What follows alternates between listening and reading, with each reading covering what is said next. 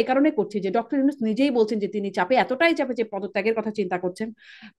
BNP একদম এখানে ডিসেম্বরের মধ্যে নির্বাচন চায়, সেনাবাহিনীও বলছে ডিসেম্বরের মধ্যে নির্বাচন চায়, হতে হবে, জানুয়ারি থেকে নির্বাচিত সরকারকে ক্ষমতায় দেখতে চান। এদিকে আপনারা বলছেন এই এই সংস্কার, একমত তো ঐক্যমত কমিশন গঠন হলো, যেটি আসলে খুব কার্যকর হচ্ছে না, বোঝা যাচ্ছে আপনাদের এই বিভক্তিতে ঐক্যমত আসছে না। তাহলে কি হবে সামনে পরিণতি যদি এই অবস্থায় চলতে থাকে? বরঞ্চ মনে হচ্ছে বিভক্তি বাড়ছে। না, আমার যেটা মনে হয় বিভক্তি বাড়ছে না, বরং যেখানে আপনার অনৈক্য আছে, এই অনৈক্যের জায়গাগুলোতে ঐক্যে আসার জন্য যে একটা অনিবার্য সংঘর্ষ, অনিবার্য যে আপনার এখানে এই বিভেদটা এখন হচ্ছে। আমি মনে করি এবং আমরা বিশ্বাস করি এই বিভেদের চূড়ান্ত গন্তব্য হলো ঐক্য। এবং ডেফিনেটলি 100 ভাগ ঐক্যের কথা বলছে না, মিনিমাম যে জায়গাগুলো বিএনপিকে সুরক্ষিত করবে এবং একটা নির্বাচিত সরকারকে সুরক্ষা দিবে, সেই জায়গাগুলোতে ঐক্য হলো এই বিভেদের ফল। এই বিভেদটাকে আমরা ইতিবাচক ভাবে দেখছি। কারণ আপনারা এই যে বিএনপি তার একটা অবস্থান আছে, আমাদের একটা অবস্থান আছে, জনগণের কিংবা অন্যান্য দলগুলোর অবস্থান আছে, এই সবগুলো অবস্থানের সমন্বয়ে আপনি ধরুন ঐক্য লাগবে, তো সমন্বয় যখন ঘটবে তখন তো আপনার স্বাভাবিকভাবে যে যখন ছাড় দিবে, ছাড়টা কিভাবে দিবে?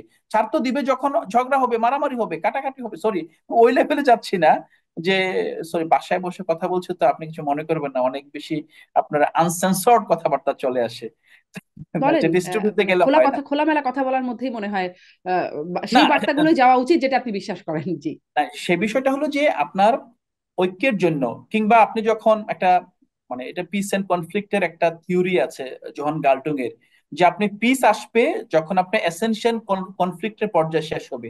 তো আমরা কিন্তু এখন এসেনশিয়াল কনফ্লিক্টের জায়গায় আছি, যে কনফ্লিক্ট গুলো এসেনশিয়াল, এগুলো আপনার এড়ানো যাবে না, এগুলোর মাধ্যমে আপনাকে ঐক্যমতে যেতে হবে। সো আমরা তো দেখতে পাচ্ছি যে আসলে বড় ধরনের কোনো এখানে বিভেদ। এই 9 মাস থেকে শুরু হয়ে 10 মাসের দিকে যাচ্ছে, ঐক্যমত কোথায় কোথায় গিয়ে ঠেকলো, মানে কোথায় হলো ঐক্যমত? মানে 10 মাস, মূল যে এই নয় বিষয়গুলো তাতে তো মাসের আসলে সেই একই জায়গায় আছেন আপনারা, নয় ঐক্যটা মাসের হলো কোথায়? না, ঐক্য হয়েছে 9 মাসের মধ্যে। আমরা কিছু বিষয় বুঝতে পেরেছি, যেমন বিএনপি কোন কোন জায়গায় ছাড় দিবেন এটা বোঝা গিয়েছে। বিএনপির 31 দফার ভিতরে বিএনপি 31 দফার অনেক দফা ব্যাখ্যা করতে পারছে না, প্রধানমন্ত্রী ক্ষমতার ভারসাম্য, রাষ্ট্রপতি ক্ষমতা ব্যাখ্যা করতে পারছে না। তারা বলছে যে এটা পরবর্তী সংসদ দিকে আবার আলোচনা হবে। তো আমরা এগুলো কিন্তু বুঝতে পারছি যে কি কি দিয়ে হবে, কি দিয়ে হবে না।